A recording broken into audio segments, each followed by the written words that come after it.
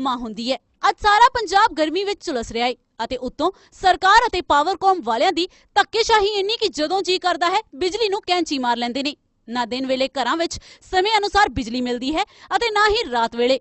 ਪਿੰਡਾਂ ਵਿੱਚ ਤਾਂ ਹੋਰ ਵੀ ਮਾੜਾ ਹਾਲ ਹੈ, ਜਿੱਥੇ ਲੋਕਾਂ ਨੂੰ ਬਹੁਤਾ ਸਮਾਂ ਬਿਜਲੀ ਤੋਂ ਬਗੈਰ ਹੀ ਗੁਜ਼ਾਰਨਾ ਪੈਂਦਾ ਹੈ। ਇਸ ਅੱਤ ਦੀ ਗਰਮੀ ਵਿੱਚ ਅਤੇ ਬਿਜਲੀ ਦੇ ਸੰਕਟ ਵੇਲੇ ਇੱਕ ਪਿੰਡ ਦੇ ਕੁਝ ਲੋਕਾਂ ਨੇ ਅਜਿਹਾ ਜੁਗਾੜ ਬਣਾਇਆ ਹੈ ਕਿ ਆਪਣੇ ਲਈ ਹਵਾ ਦਾ ਬੰਦੋਬਸਤ ਕਰ ਲਿਆ ਹੈ। ਇਸ ਅਨੋਖੀ ਕਾਢ ਨੂੰ ਸੋਸ਼ਲ ਸਾਈਟਸ ਤੇ ਦਿਖਾ ਕੇ ਹੋਰ ਲੋਕਾਂ ਨਾਲ ਸ਼ੇਅਰ ਕੀਤਾ ਜਾ ਰਿਹਾ ਹੈ ਤਾਂ ਜੋ ਉਹ ਵੀ ਆਪਣੀ ਕਿਸਮ ਦਾ ਦੇਸੀ ਪੱਖਾ ਤਿਆਰ ਕਰਕੇ ਹਵਾ ਦਾ ਆਨੰਦ ਲੈ ਸਕਣ ਅਤੇ ਗਰਮੀ ਤੋਂ ਰਾਹਤ ਪ੍ਰਾਪਤ ਕਰ ਸਕਣ। ਸ਼ਾਇਦ ਆਉਣ ਵਾਲੇ ਸਮੇਂ ਵਿੱਚ ਪੰਜਾਬ ਨੂੰ ਅਜਿਹੀਆਂ ਕਾਢਾਂ ਦੀ ਲੋੜ ਪੈ ਸਕਦੀ ਹੈ, ਕਿਉਂਕਿ ਅਜੇ ਨਾ ਤਾਂ ਗਰਮੀ ਜਾ ਰਹੀ ਹੈ ਤੇ ਨਾ ਹੀ ਪੂਰੀ ਬਿਜਲੀ ਆ ਰਹੀ ਹੈ। Bureau report, Jagbani TV.